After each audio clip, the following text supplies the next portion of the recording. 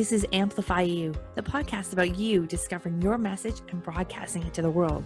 If you're a coach, author, or speaker, you'll want to tune in. If you're looking for the best return on your time investment to get your message out to the world in a bigger way, we're giving you full access and behind the scenes look of how we're running our podcast, how our clients have found success, and what you can do to launch your podcast today. The world needs your message. I'm Michelle Abraham, the host. Join my family as we unleash your unique genius and find the connections you need to launch your adventure today. Join us and let's get amplified. Hello and welcome back, Amplify You family. Today I am sitting with Maison Collawn. We're doing a behind the mic. I am in Puerto Vallarta right now at Casa de Influencia. We're on a content creation retreat. Maison has come along with us to be a part of this immersion where we have recording studios and we're jumping into some Mexican culture here. We just came from the beach where we had a picnic and took some photos for the day. Maison has an incredible podcast that he's going to tell us about. Maison, please welcome to the show. How you doing today? I'm doing fantastic. Thanks for being here. Thank you for letting me be here. Pleasure. So I'm going to jump right in. And You've got a unique show. You came to Amplify You as an attendee at Podapalooza. Yes. I hear you were an absolute rock star on that show because you were taking on interviews left and right, and you were doing a fantastic job of that. Yeah. It was an interesting experience. I had 2 confirmed interviews, and then we had 3 blind dates, and I was just very eager to take blind dates because I didn't have anything scheduled, so I went to fulfill the quota for 5 interviews that they said. So that was the goal. And the 3 blind dates were really amazing because it actually was people that didn't really think that I was a match for them, but then we were a match. So it all worked out for what the event was. I got to the point I matched with everybody because I got sick of not having anyone on the confirmed match. It's like, okay, you know what? I can find something to talk about with them. Just make it a day. No, they didn't match with me for only 2. And the other person who matched was by accident, but they still did it. But they did Defenders of the Scroll preview, which was that book. That was a fantasy book. So that kind of worked out. I see why you got the title Rockstar, doing all those interviews. Now, you were able to bring all of these people you've never met before, their topics to align with your show. You got a unique show. Tell us about your show. Yes. So my show title is MCMA Podcast. The age demographic is young adult to teenager range. The topics that we cover is 4 main categories: anime, geek culture, Japanese aesthetics, and Asian studies. That's diverse, but also what a great niche to be diving into. So how did you extract from these people that may not be in the anime space? How do you extract their insights and information for your audience? Well, the talking titles I had for them was transpersonal psychology. That's a science field, so that goes into the geek psychology. I also had the spirituality of the Matrix. Okay. That was an interesting spin I didn't really expect as I went with it. It was a great conversation. I did alternative investments in finance sector. That is a really cool niche that I wanted to cover for a while because I did stock market with my co-host before. So I wanted to include that with an actual financial expert to break it down and go over some alternative investments in the future and retirement. And it kind of worked out. So that's how that was applied. Denise was finding the perfect mindset. It was great because mindset affects anyone. So it's a universal topic. And there's science behind positive energy equals positive success, the effect on the body. So that has a lot to do with it. Yeah. And Defenders of the Scroll, even though the person who didn't sign up initially for that interview went with it, had a book that fit my podcast subject matter. And we talked about his fantasy book, who had some, I believe, powers of summoning via magic. And kind of worked out and talked about the book. Yes. Nice. So I also got to be an interviewee on your podcast this week at the Content Creation Retreat. You're a fantastic interviewer. And just in this description of who you met at Podapalooza, I can see one of the key gifts that we really support people or coach people on when they're launching a podcast is anybody can be an ideal guest. if you Yeah. approach it with that creative mindset of how does their topic relate to my audience. Yeah, creative mindset, just like our episode. Yeah, exactly. So you'll have to check that out on MC Anime. I got to tell you, MC here is an incredible interviewee. He likes to take you on a journey and then comes to a pinpoint question. I had a lot of fun having a chat with you. Yeah, and it's about, you go, you talk about it, and then I have a question after I'm done talking. That's how it usually works. Yeah. You form the question after you've filled the time in your rebuttal and going back and forth, conversation flow. You're not reading questions off a script. You are having a conversation, and that conversation is I don't make inspired questions off questions. the script. You know why? I don't like script.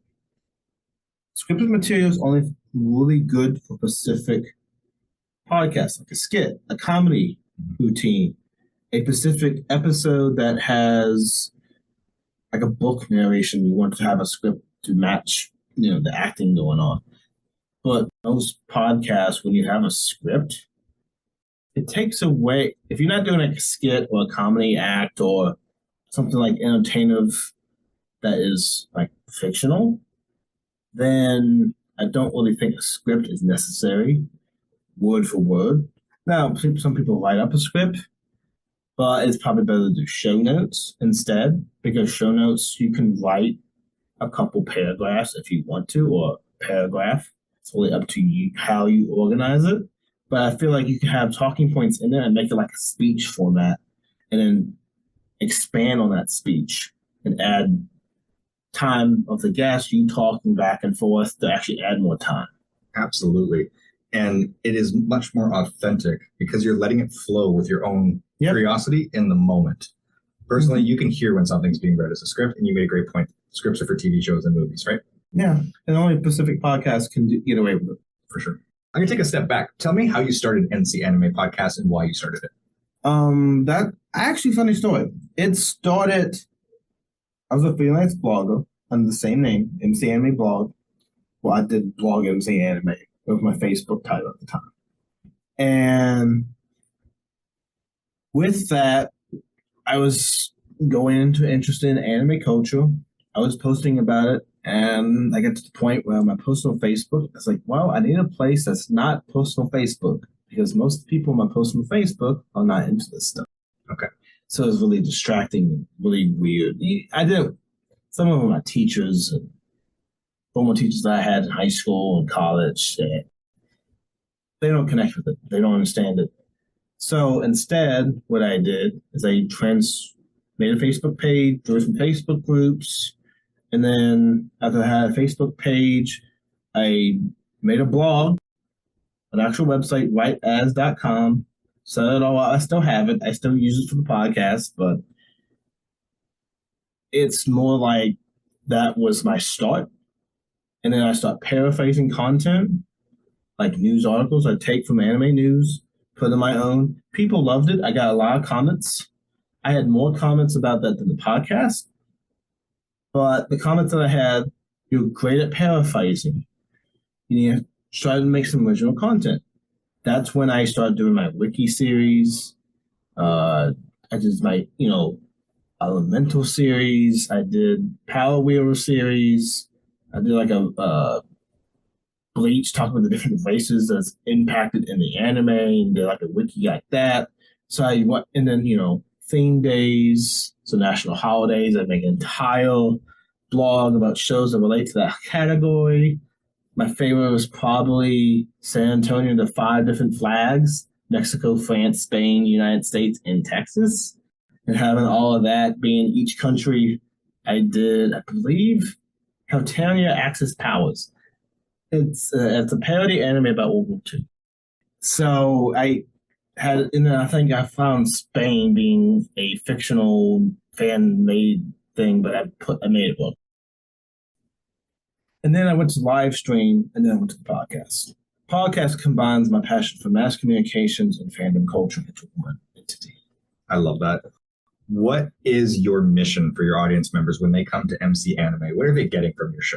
What they're getting from my show? Authentic conversation about a particular field that my guest is passionate about. If there's no guest, then it's something that I'm bringing to the table that I'm trying to outsource and bring awareness to. So it's a topic that I think is interesting, and I go in depth about it and have different talking points about it. And a lot of times with special guests, I don't have much talking points. I have talking points for my own shows, because that's how I keep organized. With special guests is usually about what they do, and then I have follow-up questions based on what they say. So it's a little bit easier. Now, sometimes I've had guests say, can you give me questions ahead of time? Okay. So I give them like 20 questions ahead of time. Some of those questions I ask, I should add all the questions I list. Then I add more. So, because the follow-up questions you can't always prepare for. But, I have done, I think with my cover art designer, she did like Mad Libbing. She couldn't talk, but the whole solution was I give her 40 questions. I asked the 40 questions in a pre-recorded audio, and then she split them up and gave her answers. So how did she deliver those answers? She answered the question. Some of them were short, but I didn't think that I had to add extra content by giving background information before I asked the question. I did that to give myself airtime because I was losing airtime because of it. I'm glad I did because that was a saving grace for the 20-minute mark. I see. Okay, so you want to make sure that your episodes are at least 20 minutes, and you prefer a full hour episode, right? I can go on a full hour episode. I've done about hour 40 before, but usually those are like very special cases that have come that long. Mm-hmm. Usually the hour 40 that I can think of, Nintendo gaming with the Pokemon generations, and another one was Entertainment Scavenger Hunt. That was the 100th episode. 3 contestants doing 3 different categories across the board and trying to guess the category. Wait a second. So you did an episode with live contestants with a contest on your show? Yeah, we had live contestants. We recorded it. It was pre-recorded, and I put it all together. And for example, if I say gum, sneakers, and balloons, which media property or franchise do you think of? It can be music, movie, book, whatever, comics, anything that matches that comes to your head. The closest thing. All 3 together? All 3 together. The closest match that you think in your head that represents that idea. Gum, sneakers, and balloons. Gum, sneaker, balloons together as one? Yes. Oh my lord. Oh, you stumped me. Bubblicious. Bubblicious, the movie? No, Bubblicious the gum.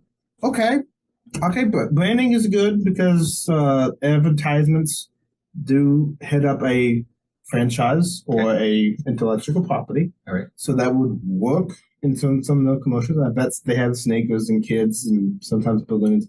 It all depends. Yeah. Now, you say Bubblicious. Right. That's not a bad answer.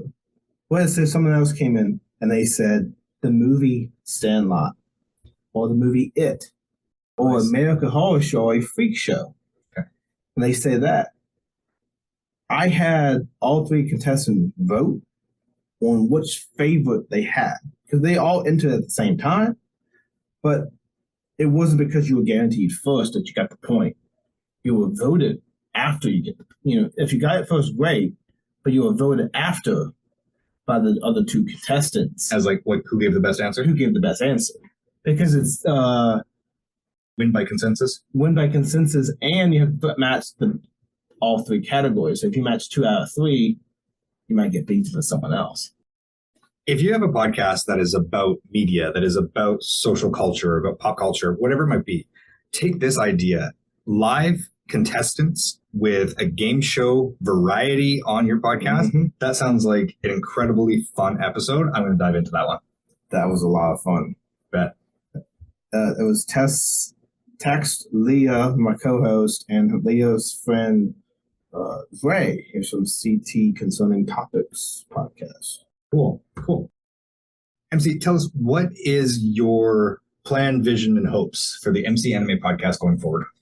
Well, my plan for going forward, keep going the content I'm doing, have every 50 episodes be another special episode of some kind for the renewal of the new season. I'm on the 3rd season right now, but every 50 episodes is the new season. So episode 150 will be season 4.